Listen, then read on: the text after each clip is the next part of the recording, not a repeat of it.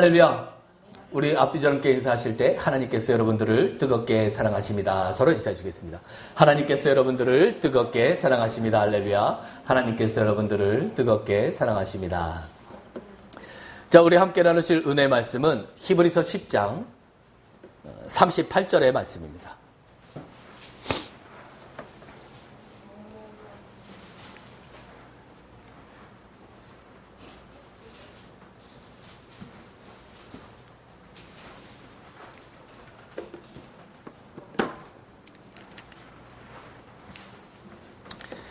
히브리서 10장 38절의 말씀입니다. 제가 가진 성경으로는 신약 364면에 있습니다. 히브리서 10장 38절의 말씀 모두 찾으려 믿고 다 함께 천천히 한번 합독해 보도록 하겠습니다. 시작.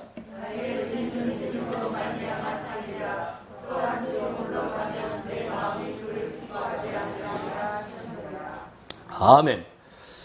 자, 이제 여러분 오늘 본문의 말씀을 통하여서 느낌과 믿음이라는 제목으로 은혜 말씀을 좀 나누려고 합니다. 지난주에 그 두 번째 종류의 믿음에 대해서 이제 우리가 함께 나눴죠. 그 야고보서 2장 19절에 보면 네가 하나님이 한 분이심을 믿느냐? 잘하였도다. 귀신들도 믿고 떠느니라 그랬어요. 그러니까 하나님이 계시는 건 누구도 압니까? 귀신도 알죠. 자, 근데 문제는 귀신도 아는 이 믿음과 여러분 우리의 믿음의 차이는 어디에 있습니까?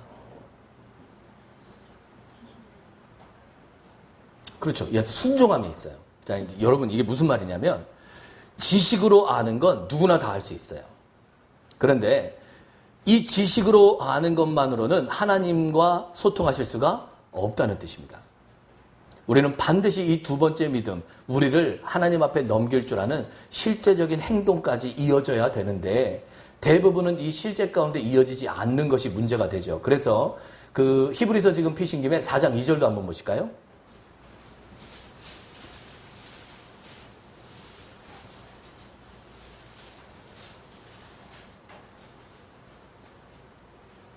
자, 히브리서 4장 2절입니다. 자, 다 함께 천천히 한번 합독해 보겠습니다. 시작.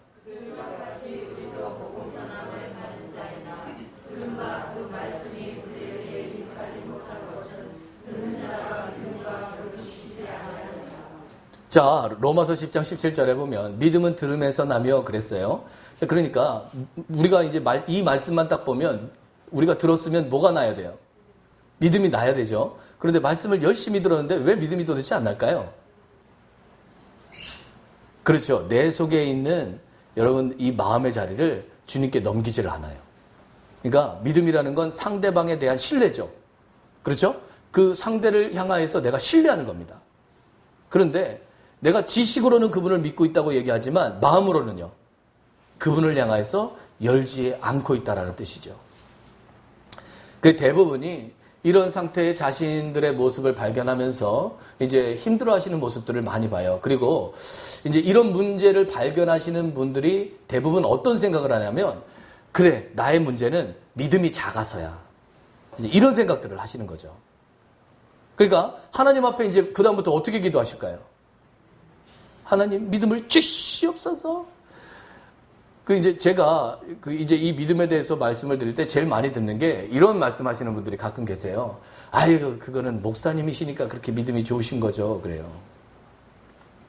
그런데 여러분, 저도 평신도였습니다.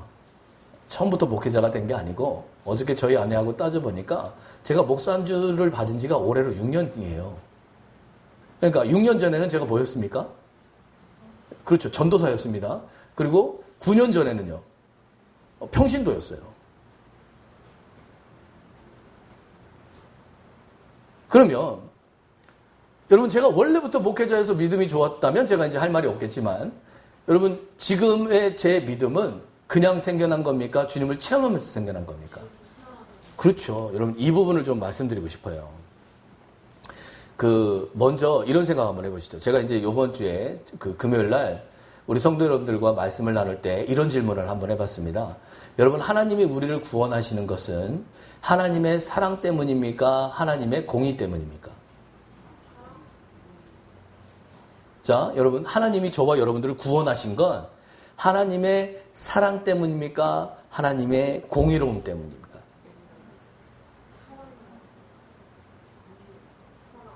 자, 공의로움이다. 공의. 네, 세 분. 그럼 사랑 때문이다. 두 분. 그럼 나머지 분들은 어떤 분들인가요?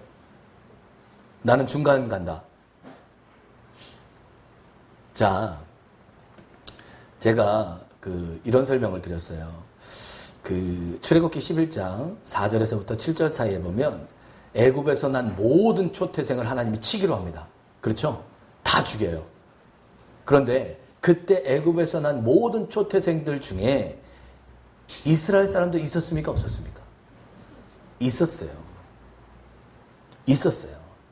그런데 그 모든 사람들에게 심판이 가는데 그 이스라엘 사람들을 구분을 하셨어요.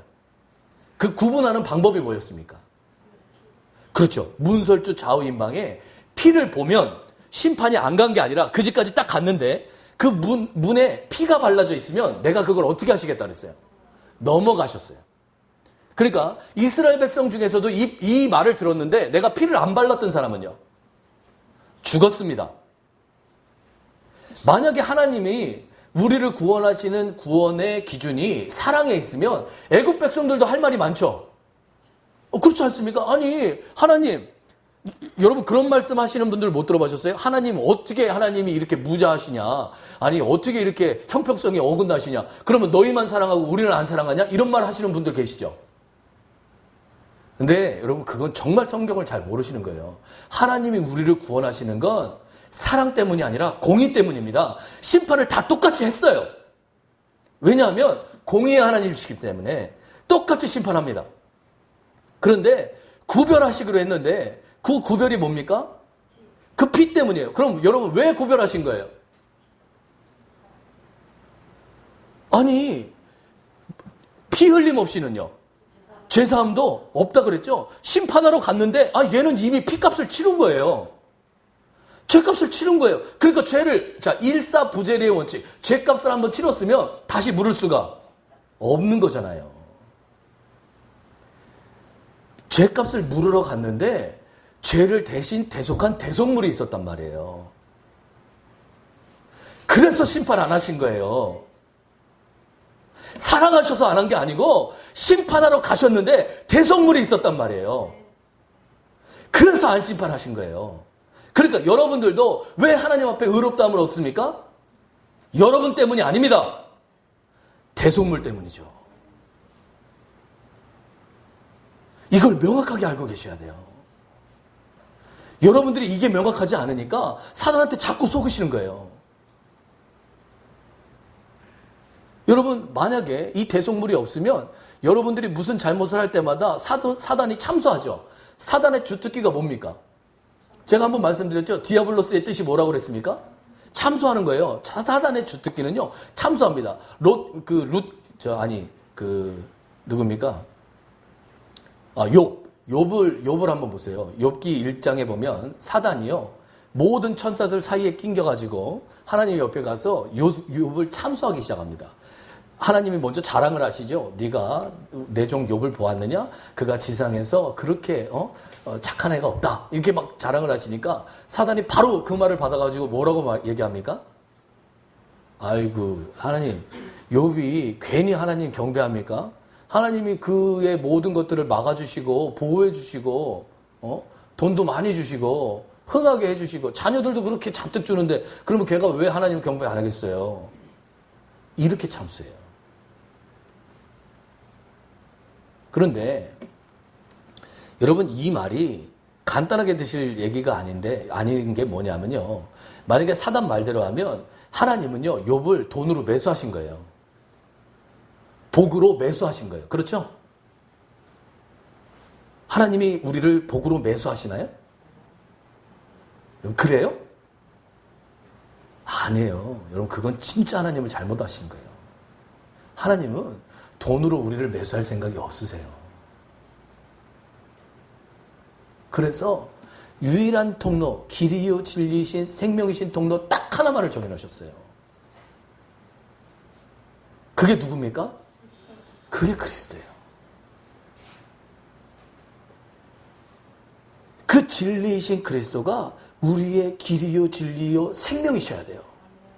그래서 여러분 온 우주의 싸움은 딱 하나입니다. 저와 여러분들이 이 길이요 진리요 생명이신 그리스도 편에 설 건가, 아니면 사단이 참수하는 대로 내가 생각을 뺏기면서 살 건가, 이 둘 중에 하나인 거예요. 무슨 말인지 이해가 되셨나요?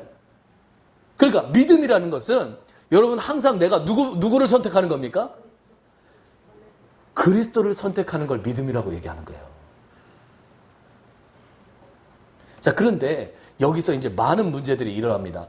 아까도 이제 제가 이런 말씀을 드렸습니다. 그 믿음의 크기가 이제 문제라는 생각이 들죠.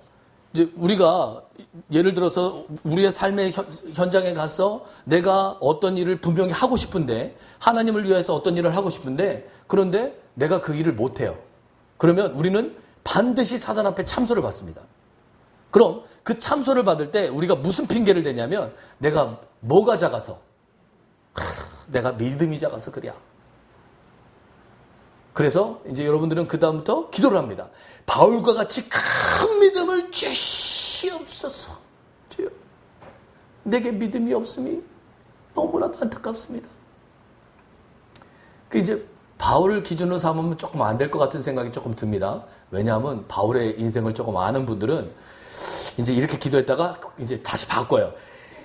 아니야, 바울은 너무 심해. 자, 주여, 아니요, 바울 말고 우리 이 교회에 그 믿음 좋은 그 권사님, 아 맞아, 그분이라면 내가 따라할 수 있을 것 같아. 그분같이 믿음을 주시옵소서. 또 그렇게 기도해요. 급히 동감하시는 분들이 계시는데,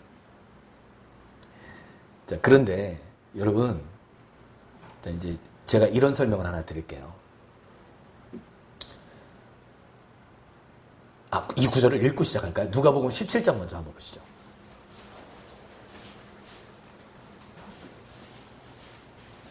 누가복음 17장 5절에서 6절입니다.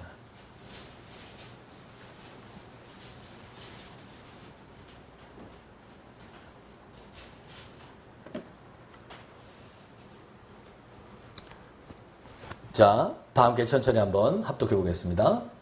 시작.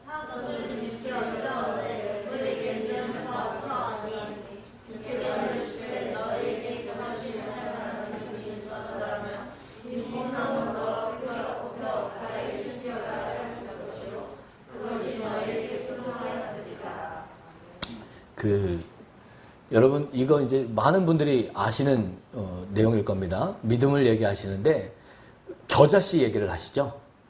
이제 저는 제가 성경을 잘 모를 때 수많은 목사님들이 이 겨자씨에 대한 설교를 많이 하셨어요. 여러분도 혹시 들으셨을지는 모르겠지만, 이제 그 목사님들이 겨자씨를 얘기할 때 우리에게는 이만한 믿음도 없다. 그러니까 이제 그런데 이 겨자씨만한 믿음이 있으면 우리는 어떻게 할 수 있습니까? 뽕나무에게 명령을 하실 수 있는 거예요. 자, 이제 우리 상상을 해봅시다. 여러분, 우리 교회 앞마당에 뽕나무가 심겨 있는데 여러분들이 갑자기 믿음으로 선포를 합니다. 야! 뽕나무! 너 당장 뽑혀가지고 인천 앞바다로 가! 그랬더니 뽕나무가 예? 갑자기 뿌리를 퍽 뽑더니 혼자서 막 가는 거예요. 이제 사람들이 신기해서 봅니다. 야, 뽕나무가 걷는다. 야, 뽕나무 너 어디가? 그랬더니 뽕나무가 뭐라고 얘기합니까? 저기 엘베데 생명교회 조지영 목사님이 나더러 팍 뽑혀가지고 인천 앞바다로 가라고 그래서 지금 인천 앞바다 가는 중인데요. 이렇게 얘기를 하는 거예요. 그런데 이렇게 얘기하는데 필요한 믿음은 어떤 겁니까? 겨자씨만한 믿음이래요. 그런데 여러분, 중동에서 씨 중에 제일 작은 게 겨자씨라는 거 아시죠?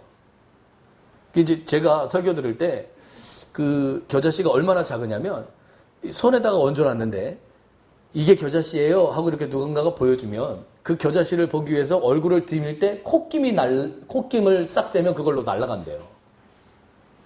그만큼 작은 믿음이라는 거죠. 그래서 제가 듣기로 이렇게 우리에게 믿음이 없기 때문에 우리는 주님 앞에 믿음을 달라고 기도를 해야 된다라고 이제 배웠어요. 자, 그런데 자, 누가복음 1장 2절에서 3절을 한번 보시죠. 여기는 철에 두시고요.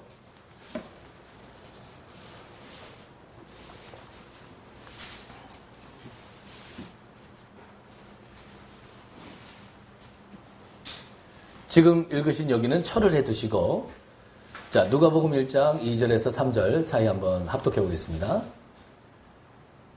시작.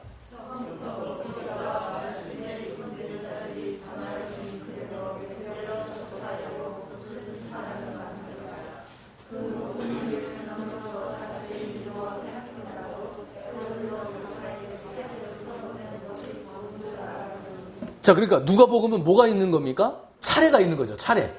순서대로. 그런데 여러분들이 지금 이제 읽으신 거기 17장, 시간이 없으니까 제가 그냥 설명을 드릴게요. 거기 지금 17장은요, 16장 뒷부분에 그 거지 나사로와 부자의 비유 있지 않습니까? 그것이 있은 뒤에 그 지금 17장 1절에서부터 여러분들이 읽으신 그 5, 6절까지 지금 세 가지의 비유를 드는데, 첫 번째는 실족하는 것, 그리고 두 번째는 용서하는 것, 그리고 지금 세 번째가 믿음 얘기하고, 네 번째 뒷부분에 보면 무익한 종 얘기를 합니다. 이제 이게 지금 네 사건이 지금 연결돼서 지금 나온 거예요. 그러면 지금 이 누가복음을 쓴 누가가 자기가 차례대로 썼다 그러니까 여러분들이 17장을 딱 읽으면 이 네 가지가 연결돼야 되죠. 그렇죠? 제 말이 맞습니까? 틀립니까? 맞죠? 자, 그러면 제가 여쭤볼게요. 여러분, 용서하고 믿음하고 도대체 무슨 상관이 있는 겁니까? 실족하고 용서하고 믿음하고 이게 무슨 상관이 있는 거예요?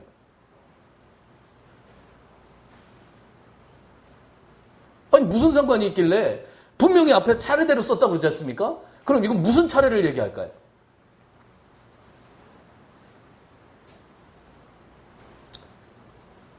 자, 이제 여러분 성경을 보는 눈을 좀 여셔야 돼요. 항상 성경을 읽으실 때 여러분 그 성경이 우리에게 말하고자 하는 게 있습니다. 그걸 여러분들이 캐치를 못하면 여러분들은 성경을 읽지만 이해하지 못하는 성경을 보시는 거예요. 자, 첫 번째가 뭐냐? 여러분들은 하나님의 음성을 듣고 음성을 듣고 싶으십니까? 음성 듣고 싶으신 분? 여러분, 음성 안 듣고 싶으세요? 안 듣고 싶으신데, 제가 보니까. 아니, 여러분, 하나님 음성 듣게 들으려고요. 듣고 싶으신가요? 네. 아멘. 자, 여러분들이 갖고 계시는 성경을 딱 보십시오. 여러분, 그 성경이 다른 말로 하면 말씀이에요. 그렇죠? 말씀이라고 얘기하시죠? 이게 누가 얘기하신 거기 때문에요. 하나님이. 그러면 여러분들은 이 성경을 나에게 하시는 하나님의 말씀이라고 여기십니까? 그럼 여러분 왜 음성을 들으려고 안간힘을 쓰세요? 어디 보면 나와 있어요? 말씀 보면 나와 있잖아요. 벌써 말씀하셨잖아요. 자, 그런데 여러분 지금 수줍어서 손을 못 드신 분들을 대신해서 제가 말씀을 드리면 여러분 성경을 읽는데 왜 이게 지금 나한테 하시는 말씀이라고 안 여겨질까요? 왜 안 여겨질까요? 여러분 이유는 딱 하나입니다. 여러분들이 듣고 싶지 않은 소리들이에요. 내가 듣고 싶지 않은 거예요. 제가 아까도 이런 설명을 좀 드렸어요. 이스라엘 백성들이 이제 그 애굽 땅에서 한참 노역을 하다가 너무 괴로워서 기도를 합니다. 그래서 하나님은 모세라는 한 사람을 예비해서 그를 통하여서 그들을 출애굽시키셨어요. 자, 그리고 이 출애굽한 백성들에게 하나님이 말씀하신 것이 모세오경이에요. 그러니까 그전에는 여러분 그 출애굽기 우리가 19장에 보면 이스라엘 백성들이 하나님의 음성을 딱 직접 들으니까 그때 어떻게 했어요? 죽을 것 같다 그러죠? 그래서 모세에게 이렇게 얘기합니다. 당신이 대신 듣고 와서 우리한테 전해주세요. 하나님이 직접 말씀하시니까 우리가 못 견디겠어요. 이렇게 얘기합니다. 그러니까 이스라엘 백성들이 이 모세오경을 얼마나 기다렸을까요? 그죠? 하나님의 말씀하심을 듣고 싶은데 그리고 그들의 입장에서 한번 생각해 보세요. 하나님이 우리를 탈출시켜서 좋은 땅으로 인도하신다고 했단 말이에요. 그래서 떨렁 그냥 뭐 아무것도 안 들고 그냥 하나님 말씀 믿고 따라 나왔어요. 그래서 막 애굽 백성들이 쫓아오는 위험도 겪고 홍해가 갈라지는 기적도 겪고 그래서 건너온 데가 광야예요. 사람의 길은 3일 길이라는데 거기 출애굽기 13장에 보면 3일 길이면 가는 길을 하나님이 몇 년을 돌리십니까? 40년을 돌리는 거예요. 40년을 돌리는 겁니다.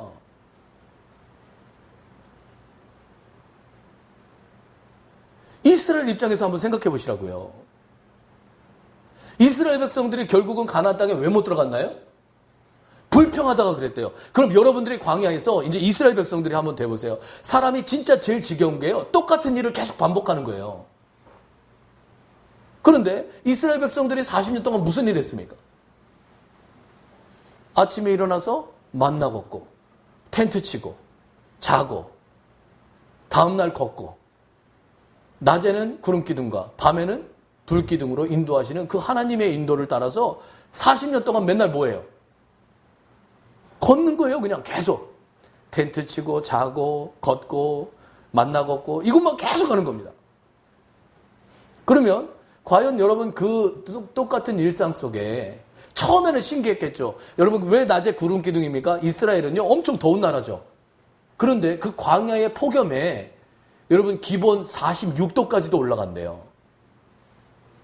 그런데 그 폭염에 여러분 그냥 장정만 가는 게 아니고 남녀노소가 있었다 그러죠.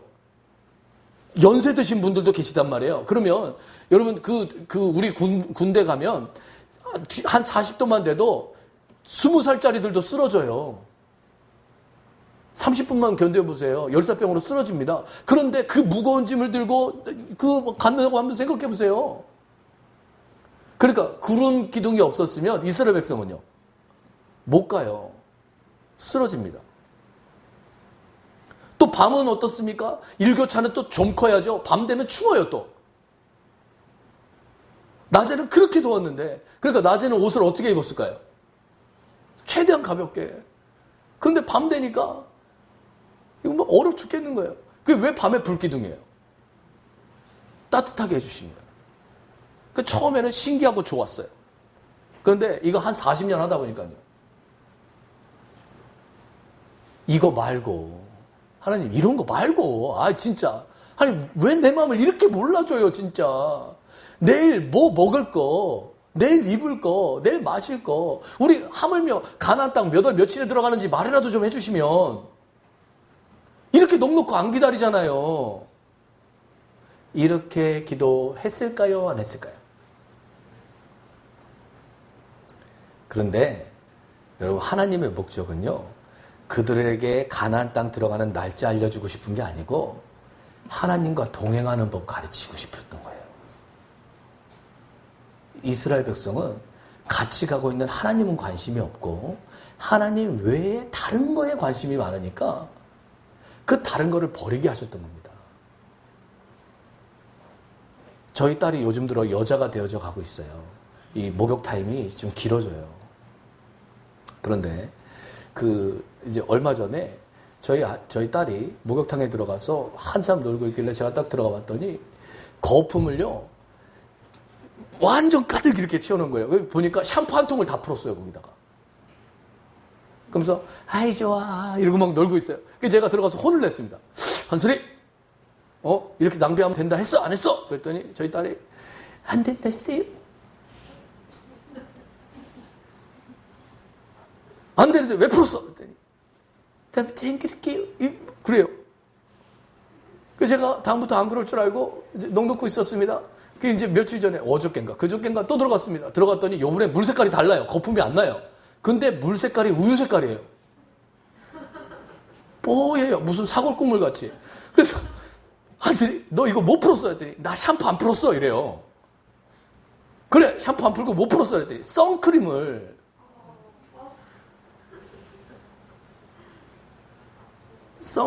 다 짜가지고 온몸에 바르고 계시는 거예요. 그러면서 저한테 당당하게 말합니다. 샴푸 안 썼다는 거예요.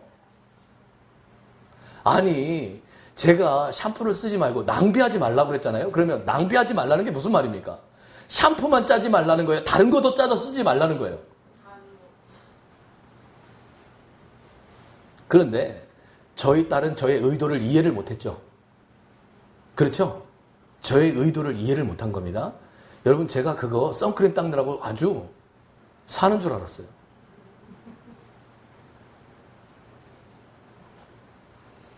그리고 그 다음부터 저희 딸이 목욕할 때 선크림을 놔둘까요? 안 놔둘까요?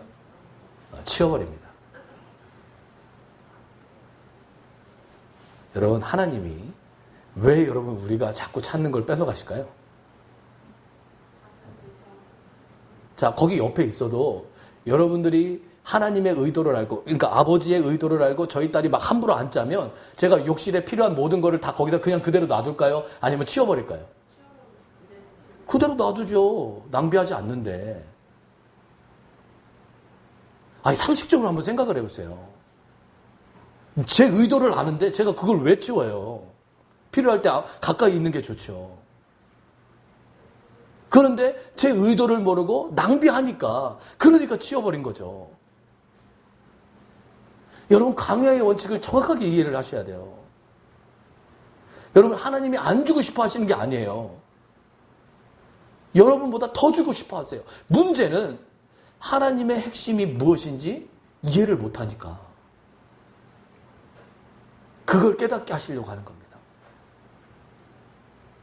그러면 여러분, 여기서 한번 생각해 보세요. 지금 이 겨자씨를 얘기하실 때 주님께서 왜 겨자씨의 비유를 하셨을까요? 자, 겨자씨만한 믿음이 있어도 여러분 말이 됩니까? 제가 아까 예를 들었지 않습니까? 야, 뽕나무 뽑혀. 나 알지? 가. 시기. 너 인천 앞바다까지 걸어가. 그러면 그거에 순종하였으리라, 이렇게 얘기합니다. 그럼 여러분, 뽕나무가 저 때문에 순종합니까? 저 때문에 순종하는 거예요? 아니에요. 여러분, 주님 때문에 하는 거예요. 그러니까 여기서 말하는 건 여러분, 믿음이 작은 걸 얘기하는 게 아니에요. 여러분, 우리는 겨자씨만한 믿음도 없어요, 원래. 자, 또 다른 예로 이렇게 한번 해볼게요. 어떤 그 노 부인이 비행기를 탑니다. 그리고 이제 지금 이 글을 쓰시는 그 찰스 프라이스라는 분이 자기 경험을 쓴 거예요. 그런데 이제 자기도 이제 이 비행기를 탔는데, 그때 뭐 9.11 사태인가 뭐 이게 미국에서 터져가지고 한참 비행기 타는 게 불안할 때였대요. 그러니까 이제 혹시나 내 비행기도 추락하지 않을까 이런 불안감에 이분이 탔는데, 자기 옆자리에 그 노 부인이 뭐라고 얘기하냐면요. 그 이제 짐바브웨까지 이제 이 비행기가 16시간을 날아가는데, 자기 딸이 그 짐바브웨까지 시집을 가서 애를 낳고 사는데 요번에 셋째까지 낳았대요. 그런데 내가 이 외손주들을 한 번도 본 적이 없다는 거예요. 그러니까 지금 누구 보러 가는 겁니까? 한 번도 본 적 없는 외손주들을 보러 가시는 거예요. 근데 이분이 이렇게 말합니다. 내가 외손주들만 아니었으면 절대 이 비행기 안 탔대요. 왜냐하면 이분이 고소공포증이 있는 거예요. 그래서 비행기를 탔습니다. 이제 출발할 때까지는 막 이런저런 얘기를 나눴는데, 이 비행기가 딱 출발하자마자 이분이 어떻게 하냐면 옆에 있는 이 팔 안장을 꽉 잡는 거예요. 그런데 여러분 생각해 보세요. 비행기가 공중에 떴어요. 이제 혹시라도 여러분 추락합니다. 그러면 내가 여기 팔 안장을 꽉 잡고 있으면 안 떨어지나요? 그래도 떨어져요? 그러면 이분은 왜 이렇게 이걸 꽉 잡고 안 놓을까요? 아니, 왜 이 팔 안장을 그렇게 꽉 잡고 안 놨을까요? 그냥 불안하니까. 그렇죠? 그냥 불안하니까. 그런데 이제 이분이, 이 찰스 프라이스라는 분이 중간에 앉아 계시고, 이 노 부인이 이제 창측에 앉아 계시고, 오른쪽에는 어떤 사업가로 보이시는 어떤 젊은 분이 앉아 계시는데, 이 젊은 분은 신문 피고 여유롭게 신문 읽고 있더라는 거예요. 이제 중간에 앉은 이 찰스 프라이스라는 분은 왼쪽을 보면 불안하고, 오른쪽을 보면요, 평안하고. 그러면서 이제 이분이 이렇게 얘기합니다. 어떤 사람한테는 겨자씨만한 믿음이 있고, 어떤 사람한테는 감자 크기만한 믿음이 있고, 어떤 사람한테는 수박만한 믿음이 있다면, 여러분, 믿음의 크기대로 도착지에 도착한 겁니까? 비행기 때문에 도착한 겁니까? 아니, 뭐 때문에 도착한 거예요? 여러분들을 거룩함으로 인도하는 건 여러분들의 믿음의 크기 때문이 아니고 그리스도 안에 계시기 때문이에요. 여러분들의 믿음이 적든 여러분들의 믿음이 크든 여러분 어디 안에 계시면 돼요? 그리스도 안에 계시기만 하면 돼요. 비행기가 그 문을 날는 것이지 그 세 사람의 믿음의 크기가 그 사람들을 낳는 게 아니라는 뜻입니다. 그러니까 여러분들이 읽으신 이 누가복음 17장 5절에서 6절 사이에서도 주님께서 왜 용서 얘기를 합니까? 자, 여러분 이런 거예요. 아까 거기 17장 1절에서 2절 사이에 보면 실족하는 얘기를 합니다. 자, 이제 이거를 바리새인들한테 하신 말씀이에요. 바리새인들은 다른 사람 실족시키는 건 밥 먹듯이 하면서 누가 나를 실족시키면 절대로 용서 안 하는 거예요. 여러분, 누가 바리새인이냐면요. 그 사람이에요. 남들한테는 함부로 다 대하면서 누가 나한테 조금만 함부로 대하면 그걸 절대로 용서하지 않아요. 그런데 주님은 용서하라고 말씀하셨죠. 몇 번 용서하라고 하셨습니까? 7번씩 70번. 여러분 그러면 77에 49. 490번을 용서하는 거예요. 그것도 여러분 평생이 아니고요. 하루에 490번. 제가 이제 이거를 오늘 새벽에 기도하면서 묵상을 해봤어요. 여러분 어떤 사람이 여러분을 찾아와가지고 거짓말을 하는데 여러분 우리가 이제 하루에 그 계산하기 좋게 10시간을 자고 여러분 뭐를 빼버리고 12시간을 산다 이제 14시간을 산다 이렇게 한번 생각해 봅시다. 14시간을 사는데 그 14시간 동안 어떤 사람이 여러분들한테 490번을 거짓말을 하는 거예요. 그리고 490번을 용서를 구해요. 자, 여러분 우리의 인격이라면 이렇게 하실 수 있어요. 그래 용서를 빌었으니 내가 용서해 드릴게요. 다음부터 그러지 마세요. 그랬습니다. 근데 조금 있다가 이 사람이 와서 또 그래요. 바로 몇 분 뒤에 490번 채우기도 힘들겠죠. 생각해 보세요. 또 하고 또 하고 또 해요. 자, 여러분 제가 단언컨대 여러분들 중에 정말 훌륭한 인격자가 계시다면 5번 정도 참으실 수 있을 거예요. 그 사람이 여러분 똑같은 걸로 거짓말하고 용서를 빌고 또 거짓말하고 용서를 비는 걸 여러분 5번 정도까지는 아마 참으실 수 있을지 몰라요. 그런데 어떤 분은 6번째 화를 내거나 어떤 분은 7번째 화를 내실 겁니다. 왜 실족하는 얘기, 용서하는 얘기, 믿음 얘기를 하셨을까요? 아까 차례가 있다고 그랬죠? 여러분 이 종교인들은 누군가를 실족시켜놓고 용서하지 않는다는 거예요. 그런데 우리 믿는 사람들은요. 내가 용서하려고 하는 게 아니고 믿음으로 사는 거래요. 여러분들이 그리스도 안에서 죽고 내 안에서 누가 사시면요. 주님이 사시면. 그래서 여러분 4번째 비유에 무익한 종 얘기를 합니다. 여러분 그 사람을 용서한 게 내가 아니라 주님이에요. 그럼 내가 화를 낼 이유가요. 거기다 내가 왜 화를 내요? 내가 용서한 게 아닌데. 내가 주님의 일을 했고 주님이 나를 통해서 일하신 거라면 이 일에 관한 모든 것은 다 누가 책임져야 돼요? 주님이. 그래서 너희들은 무익한 종이라. 그러니까 여러분 거꾸로 얘기하면 이겁니다. 저와 여러분들이 이 믿음으로 사는 사람은 내 자신의 무익함을 발견하는 사람들이에요. 나는 이게 안 되는 사람이라는 걸 인정하는 사람입니다. 그래서 여러분 마태복음 14장에 보면 베드로의 체험이 있습니다. 여러분 인류 최초로 무리를 걸은 사람이 누군지 아십니까? 여러분 제가 알려드릴까요? 그 드로 형님이라고 여러분 성경에 자주 나오시는 분이에요. 근데 이분이 여러분 인류 최초로 무리를 걷습니다.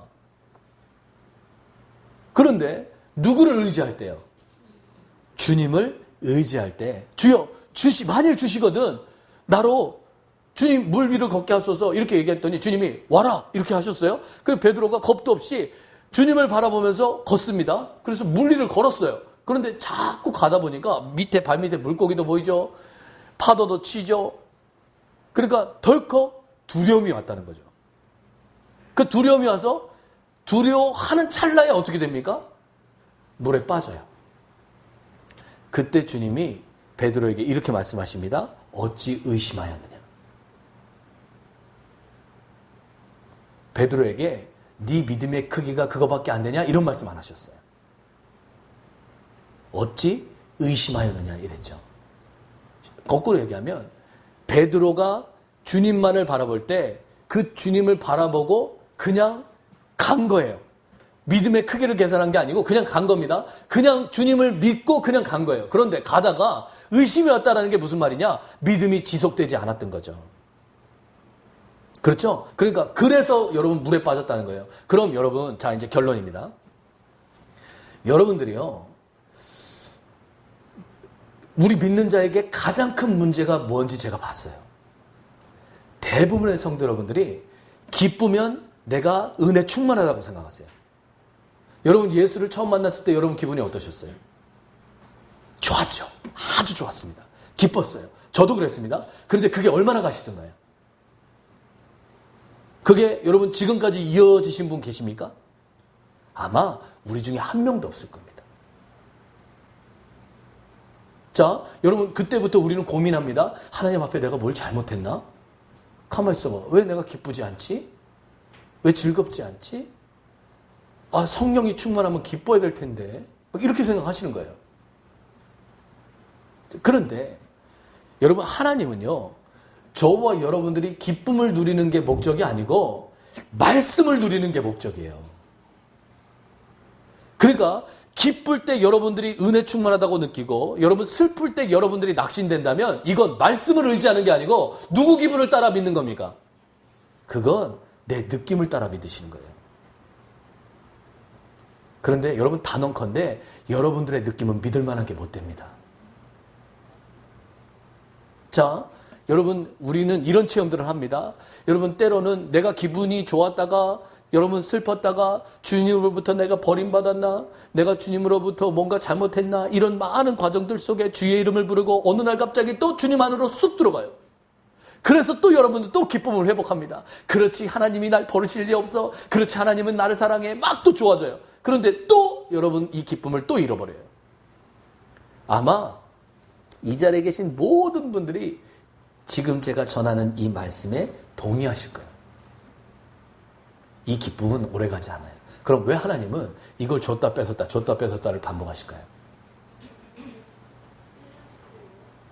궁극적으로 여러분 이 느낌을 믿지 않고 말씀을 믿는 사람으로 만들려고 하시는 거예요.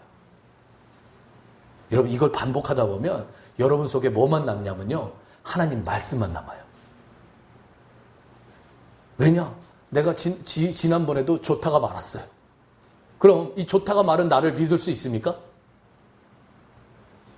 하나님은 어제나 오늘이나 영원토록 동일하세요. 그래서 여러분 요한복음 13장 한번 보시죠.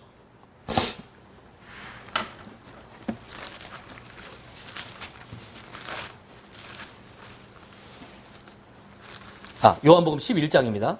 요한복음 11장. 25절에서 26절 한번 읽어보겠습니다.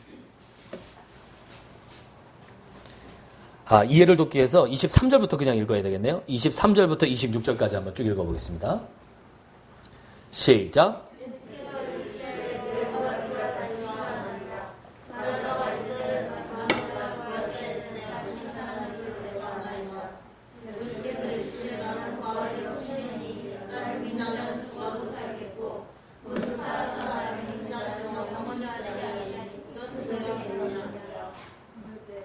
대부분의 성도 여러분들이 나의 믿음의 크기가 문제라고 생각하시는데 그렇지 않아요.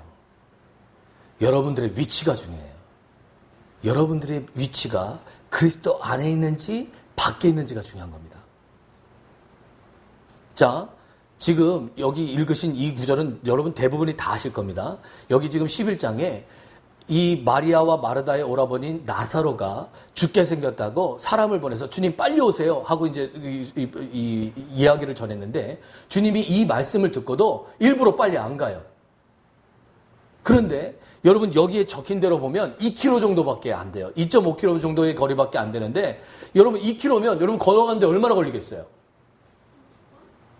그렇죠. 여러분 한 20-30분이면 가요. 그런데 그렇게 가까이 계시는 분이 우리 오라버니가 죽게 생겼다는데 안 오셨어요.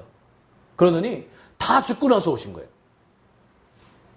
그래서 이 마리아와 마르다가, 그 중에 이제 마르다가 먼저 나가서 주님께 막 이야기를 합니다. 주님이 만일 여기 계셨더라면 우리 오라버니가 죽지 않았을 텐데. 그리고 마리아도, 둘째 마리아도 와가지고 똑같은 얘기를 합니다. 주님이 여기 계셨더라면 우리 오라버니가 죽지 않으셨을 텐데. 그런데 주님이 말씀하죠. 방금 여러분들이 읽으신 이 구절이 이 두 자매를 향해서 하신 말씀이에요. 내가 곧 부활이요 생명이니 나를 믿는 자는 죽어도 살겠고 무릇 살아서 나를 믿는 자는 영원히 죽지 않으리라. 네가 이것을 믿느냐? 이렇게 말씀하셨어요. 자, 여러분 저를 보세요. 여러분들은 무엇이 제일 큰 문제십니까? 여러분들의 가장 큰 문제는 뭔가요? 성훈이 제일 큰 문제가 뭐야? 응? 왼쪽 다리가 잘 안 벌어져. 아, 왼쪽 자리가 잘 안 꺾어진 거. 여자 집사님 제일 큰 문제가 뭡니까?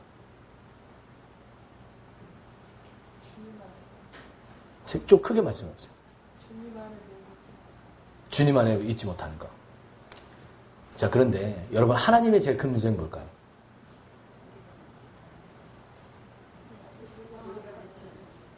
우리가 믿지 않는 거? 아니에요. 여러분 그거 큰 문제 아니에요. 여러분 하나님의 제일 큰 문제는 뭘까요? 내 자녀가 죽는 거예요. 하나님의 제일 큰 문제는 내 사랑하는 자녀가 죽는 겁니다. 이걸 해결해 주지 않으면 중간에 어떤 것도 뭘 들이대도 소용없는 거예요. 결국은 내 자녀가 어떻게 될 거예요? 죽을 거예요. 죽으면 어떻게 돼요? 끝이에요. 여러분 왜 그리스도를 이 땅에 하나님이 보내셨는지 아십니까? 이 죽음의 문제를 해결하려고 하신 거예요. 여러분들이 지금은 살아계시는 것 같지만 여러분 사람은 누구나 다 어디 앞에 갑니까? 죽음 앞에 가요. 그럼 여러분들이 언제가 내가 죽을 거라면 여러분들이 제일 지금 해결해야 될 첫 번째 문제가 뭡니까? 여러분 지금 해결하셔야 될 첫 번째 문제가 뭐예요? 내년에 있을 직장이에요? 여러분 요번 달 말일에 막을 그 공과금입니까? 여러분 그거 없어도 죽지 않으시잖아요. 그죠? 여러분들이 진짜로 내가 해결해야 될 제일 문제가 뭡니까? 죽음이에요. 죽음입니다. 지금 왜 주님이 사랑하는 이 두 자녀에게 이런 이벤트를 벌이셨을까요? 왜 이렇게 하셨을까요? 아니 30분이면 가는 거리를 왜 안 가고 나사로가 죽게 한 다음에 아니 다시 살릴 거면 어차피 살릴 거면 아예 안 죽게 하시면 되잖아요. 여러분 그런 생각 안 하세요? 그런데 왜 이렇게 쓸데없이 욕먹어 가시면서 사람들한테 막 욕먹으시잖아요. 이 일 때문에. 그죠? 그런데 왜 이런 일을 하셨을까요?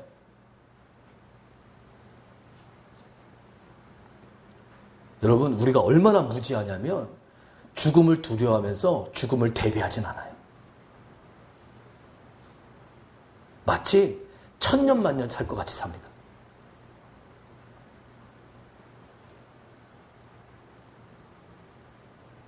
그것이 여러분과 저의 문제예요. 그런데 여러분 우리가 아무리 똑똑하고 돈이 많고 능력이 많아도 이 죽음을 해결할 능력이 있는 사람은요?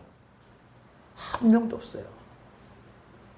여러분 왜 그리스도 안에 들어가셔야 되냐면 이걸 해결하시려면 부활의 능력 달라고 기도하지 마시고 생명 달라고 기도하지 마시고 주님이 곧 부활이고 생명이래요. 그럼 누구만 얻으시면 돼요? 그 예수만 얻으시면 돼요.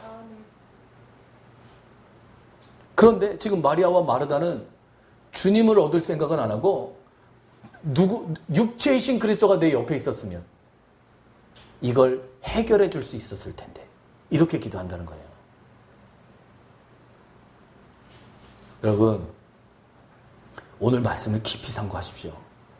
여러분들은 느낌을 따라서 여러분들의 기분을 따라서 예수를 믿습니까? 아니면 영원하고 불변하시는 하나님의 말씀을 따라서 예수를 믿으십니까? 여러분들의 느낌은 믿을 만한 게 못 됩니다. 여러분들의 기분도 믿을 만한 게 못 돼요. 그러나 주님은 어제나 오늘이나 영원토록 여러분들 안에서 변하지 않는 분이에요. 만일 여러분들의 마음의 한 자리를 그분에게 내어드린다면 여러분, 제가 누리는 이 부활의 주님을 여러분 스스로도 누리실 수 있어요. 제가 이 자리에 쓴 건 딱 하나입니다. 이 누림의 주님을 전하라는 거예요. 대단해서 목회자가 된 게 아닙니다. 여러분, 제가 여러분들보다 믿음이 많아서가 아니에요. 여러분, 날마다 저에게 소망이 없는 것을 제가 깨달을 때마다 저는 어쩔 수 없이 그리스도를 붙잡을 수밖에 없었어요.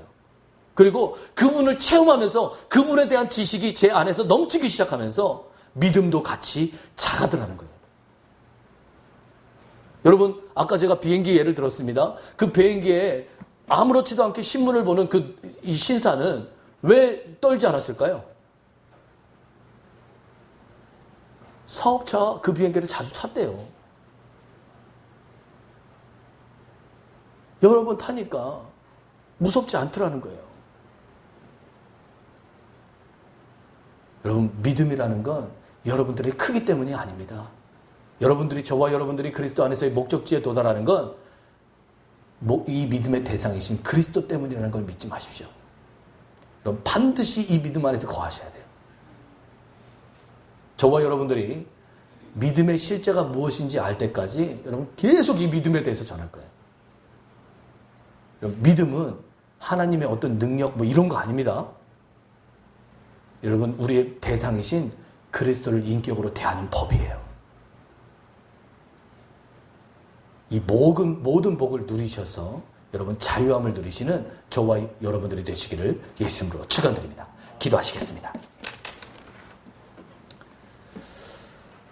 할렐루야. 사랑이 많으시고 긍휼이 많으신 하나님, 이 시간도 저와 우리 모든 성도 여러분들이 믿음의 크기 때문이 아니라 다만 그 예수 그리스도 때문에 우리가 구원을 받았고 자유함을 얻었다는 사실을 그냥 말씀으로 받아들이는 은혜 가운데 있게 하심을 감사드립니다.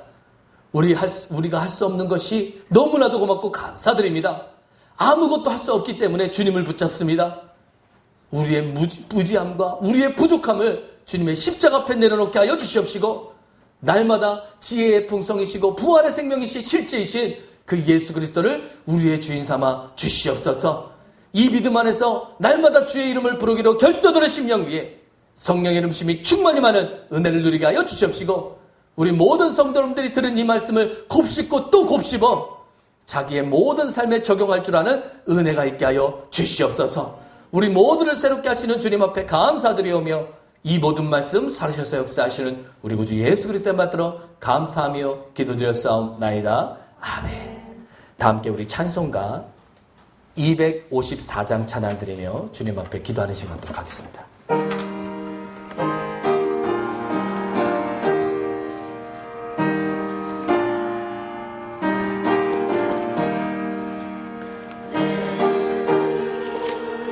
보혈이 정하고 정하다 내 죄를 정케 하신 주 나로라 하신다. 내가 주께로 지금 가오니 십자가의 보혈로 날 씻어주소서. 약하고 주에도 주께로 나가며 힘 주시고 내 주함을 씻어주시네. 아멘. 내가 주께로 지금 가오니 십자가의 보혈로 날 씻어주소서.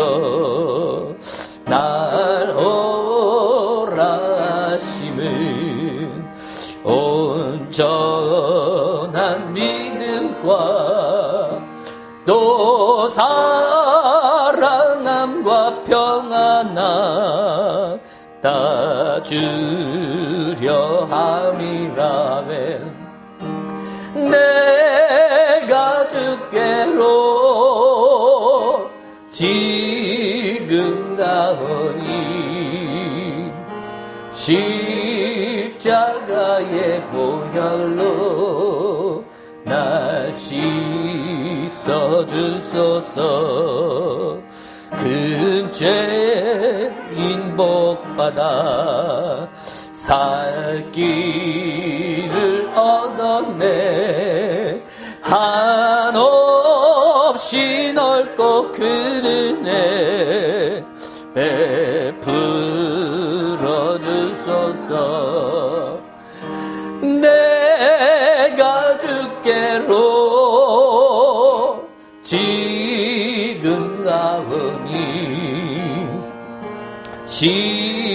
십자가의 보혈로 날 씻어주소서. 그 피가 맘속에 큰 증거 됩니다. 내 기도 소리 들으사 다 허락하소서. 내가 주께로 지금 나오니 십자가의 보혈로 날 씻어주소서.